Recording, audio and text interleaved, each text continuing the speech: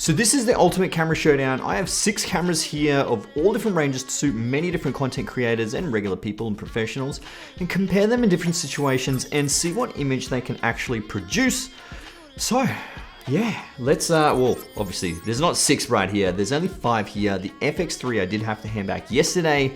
So you're only seeing 5 here. You've got the A7 III, the Hero 9, the Osmo Pocket 2, A6400, A6000, and the FX3. Let's get into it.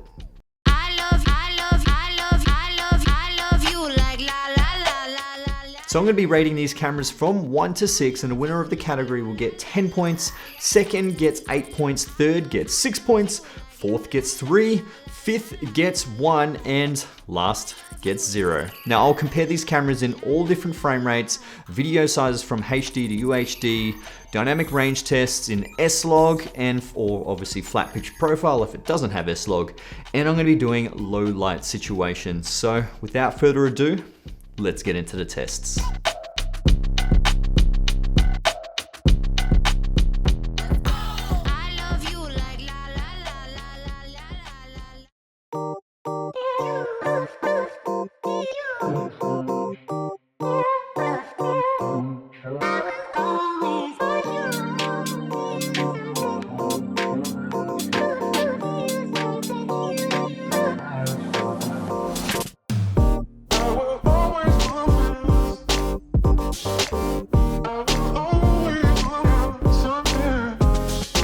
So I could not see any real significant difference between the A6400, the A7 III, and the FX3. These all are pretty decent when it comes to 1080p at 25 frames per second. The only advantage the FX3 has is it shoots 10-bit at 422 codec, and it shoots up to 93 megabits per second in 1080p.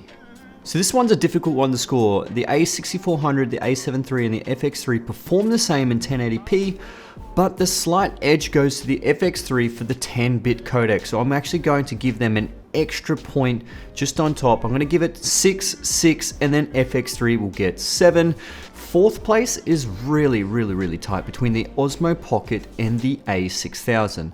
The Osmo Pocket does seem just a touch sharper and a cleaner image. Yes, it does look a little bit digital sharpened, but it's still slightly better image than the A6000, and the GoPro is last. So the A7 III has a 24 megapixel full frame sized 6K BSI CMOS sensor, and the A6400 also has a 6K sensor, but it is APS-C sized. The A6000 has an older 24 megapixel APS-C sized sensor. The GoPro Hero 9 has a 1/2.3 inch 23.6 megapixel sensor, and the Osmo Pocket has a 1/1.7 inch 64 megapixel sensor. And lastly but not least, the FX3 has a 12 megapixel BSI CMOS sensor, and you can actually watch the review in the description below.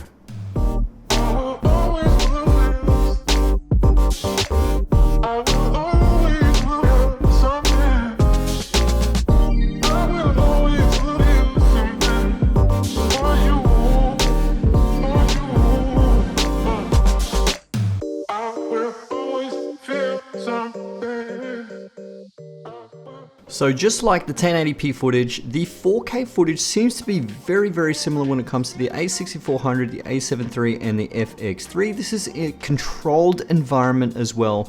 I know low light situations, there will be a different story, but there seems to be quite consistency over these 3 cameras. Even though the A6400 and A7 III has a downsampled 6K to 4K, the FX3 still performs quite well in 4K.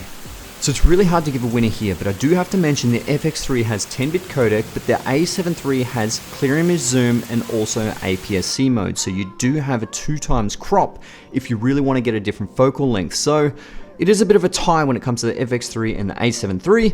A6400 will have to come in third here.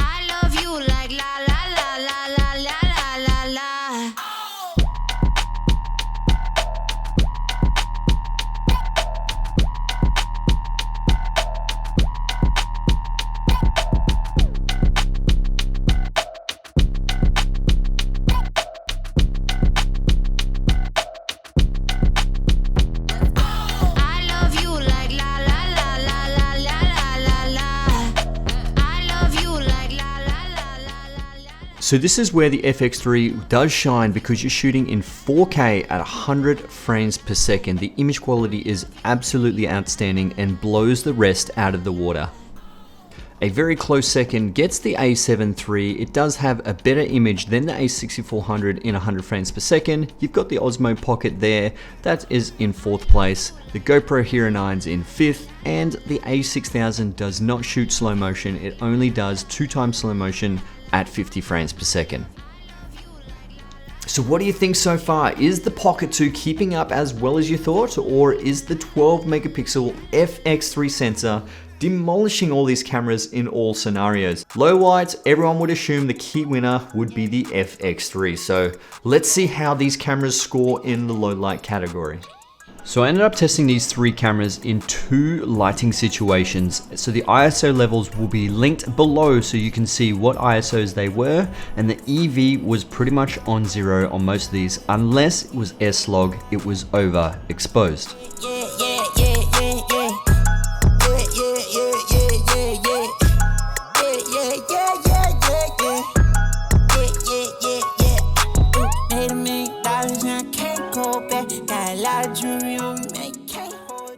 So when I stopped down the light, the A6000 reached ISO 8000, whereas the A7 III, the FX3, and the A6400 reached 12,800 ISO. Now the A7 III was cleaner at 12,800 ISO. Now the reason of this is the A7 III has a 24 megapixel sensor. It has many pixels to condense each other, so the grain is much smaller.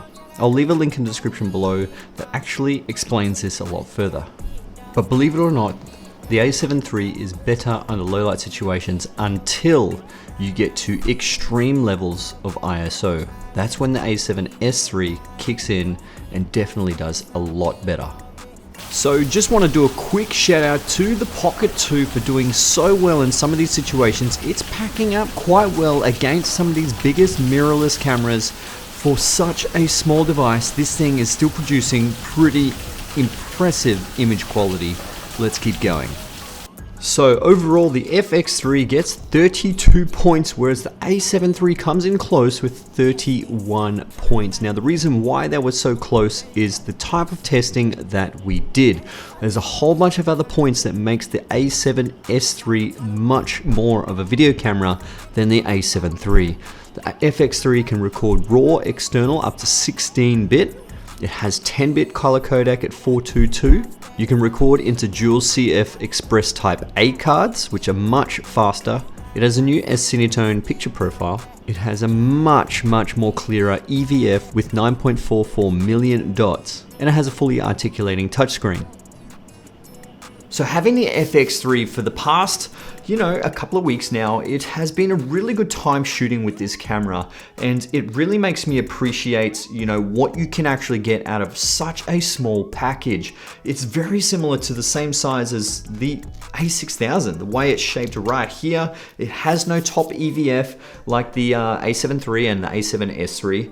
And it's such a small camera, but it packs such a massive punch, and I'm actually really surprised how well the Osmo Pocket 2 is going as well. It's like the image quality out of this thing is just phenomenal, especially having a 3-axis gimbal obviously inbuilt, and it's just such a really nice form factor.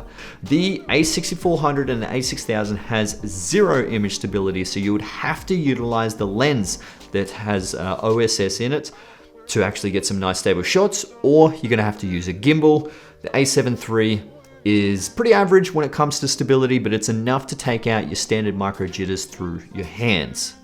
So make sure you drop a like on this video. I would really appreciate it if you found this useful or entertaining.